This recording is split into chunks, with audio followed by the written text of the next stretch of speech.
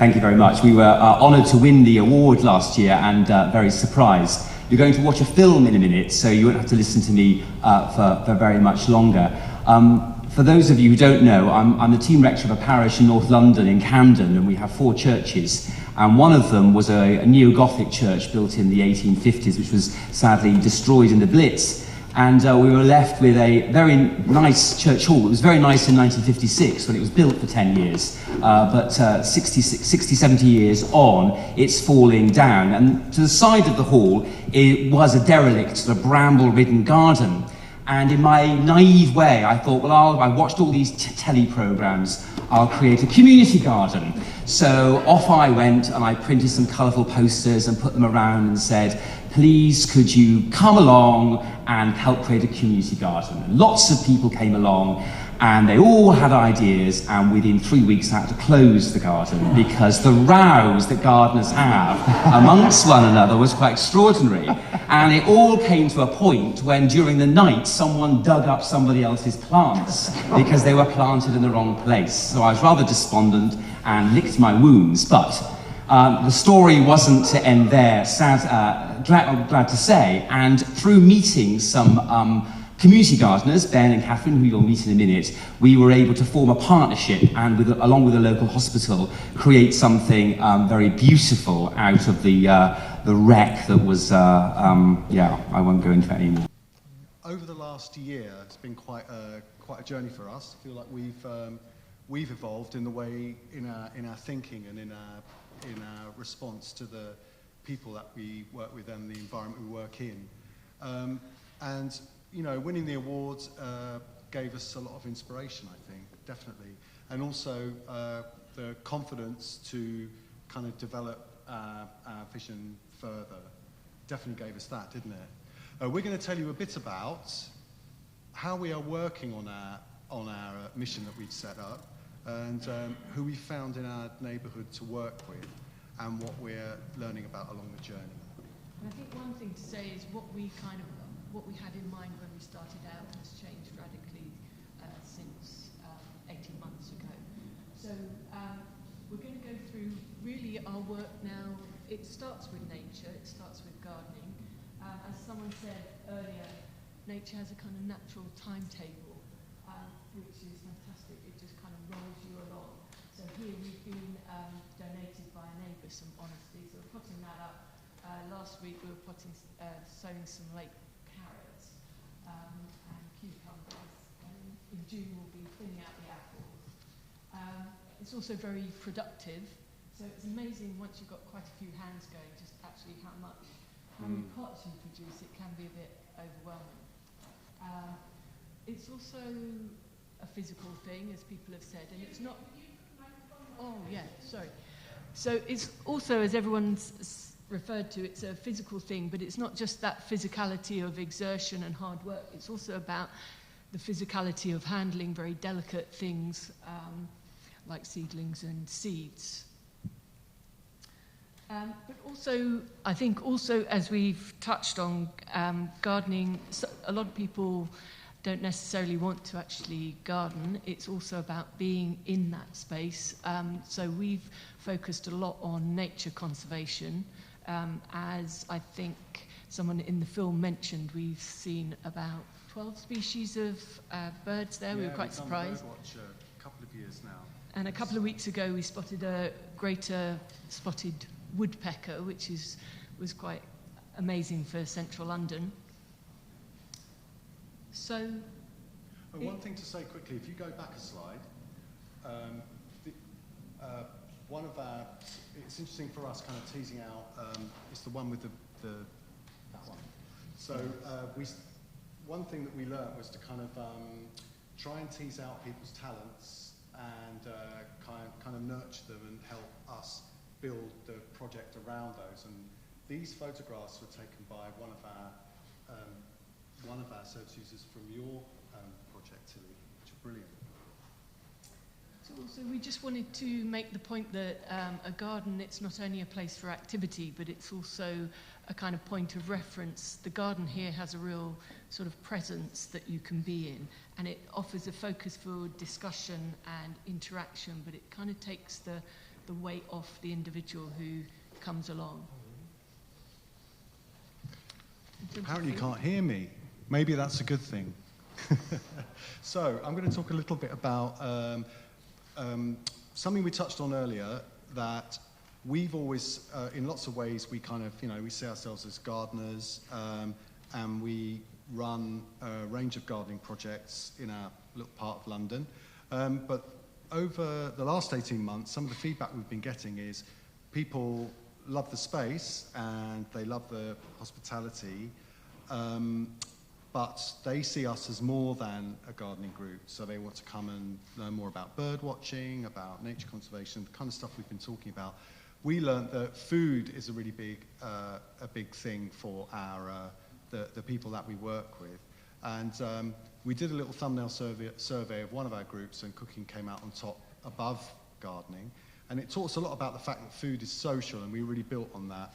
I cook a lot and bake with my other projects, and I kind of can really see the value of that in terms of bringing people together, not least.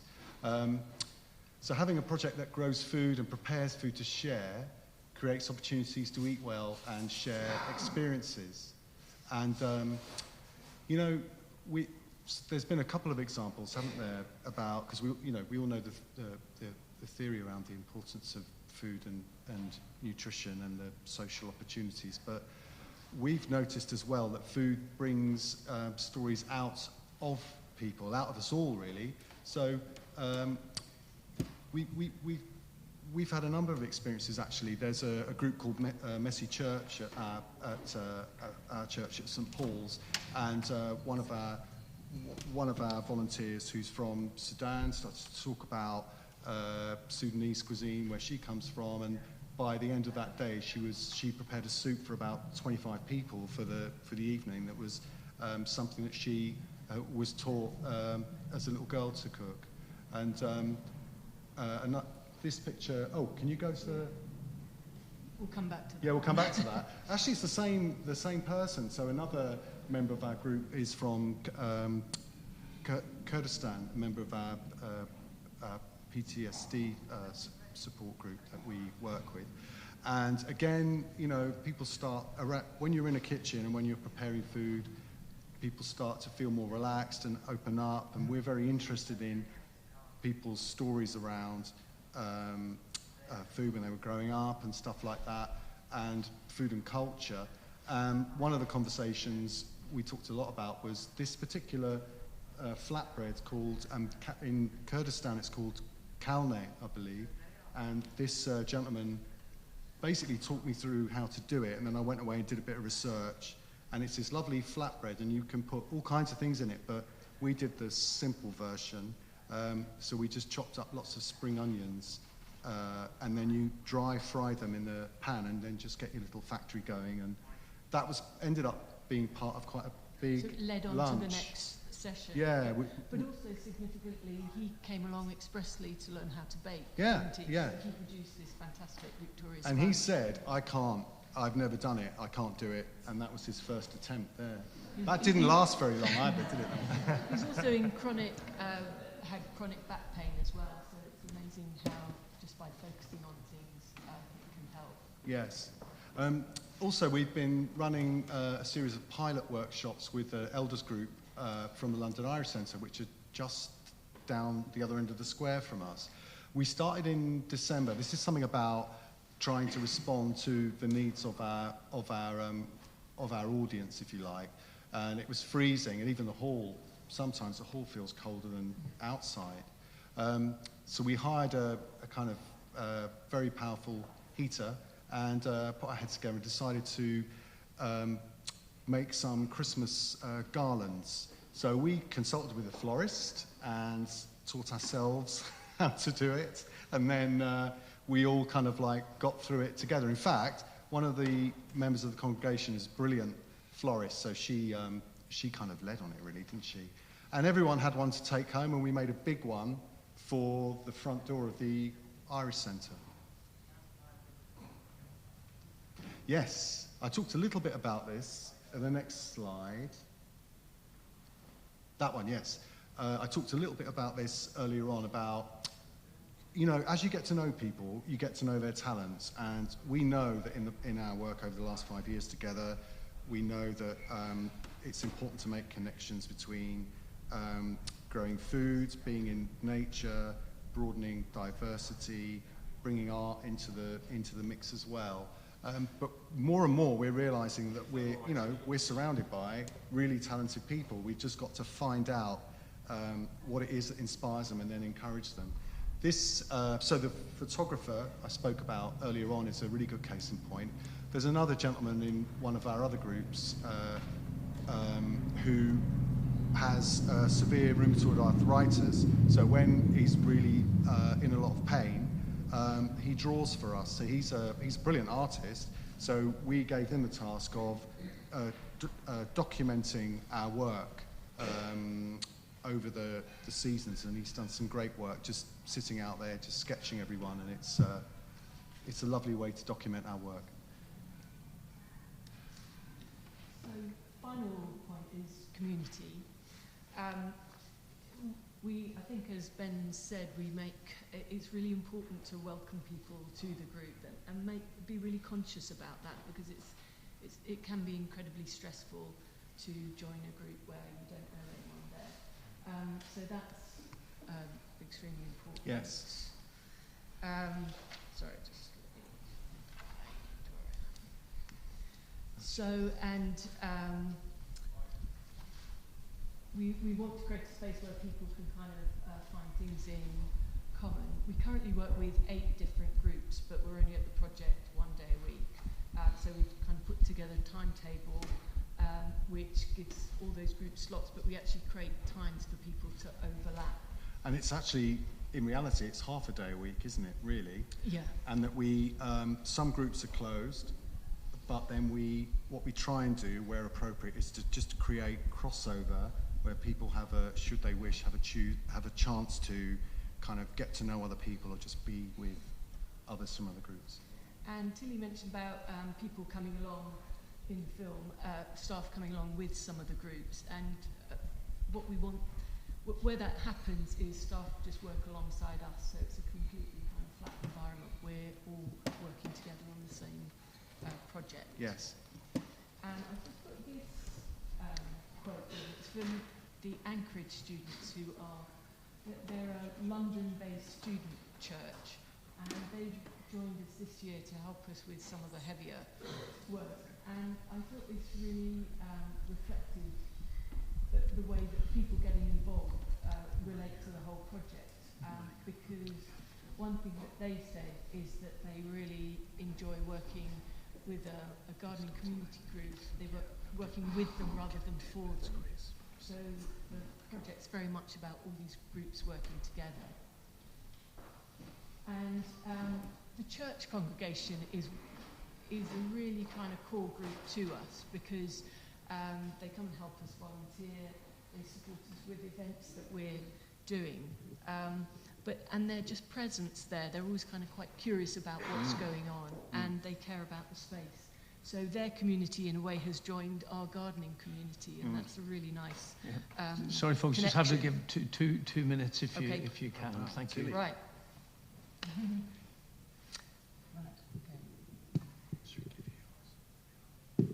Thank you. So put your hand up when I need to stop. Yes, I've known Ben and Catherine for some years now, and we've collaborated on gardening projects for people with mental health problems. My name's Tilly Williams, and I'm a clinical psychologist, and I come from the Camden Islington NHS Foundation Trust, which is the mental health trust that covers Camden, the area where the St Paul's Garden is. And yes, I knew about the garden from Ben, and he very kindly, and Catherine, invited me to start a project at the garden with our client group. The particular group of people in this case were people who were living in hospital on rehabilitation wards at St Pancras. We're unusual. I think some mental health trusts don't even have many rehabilitation wards anymore, but we think that it's an important part of our service.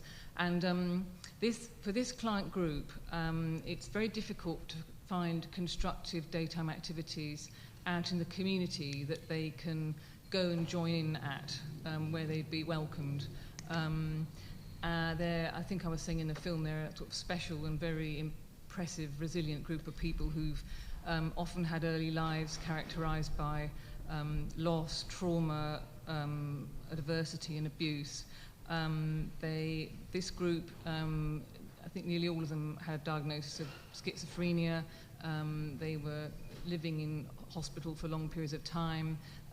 They have problems with quite significant underfunctioning, so just daily living skills and getting out of bed are a big problem for them. They may have had very limited educational and occupational histories. So Ben and Catherine were willing to give it a try. I discussed it with our ward teams. They visited the garden. We had to set up quite rigorous sort of protocols in order to make the group happen. I had a brilliant assistant at the time, and she's called Prina. And Prina and Tom in the ward downstairs, they organised so that this could happen every week. And we saw that the benefits might be to increase behavioural activation, to give people a reason to get up in the morning, go out, all sorts of mental and physical well-being benefits, and to think about their learning new skills or rediscovering old skills to do with gardening.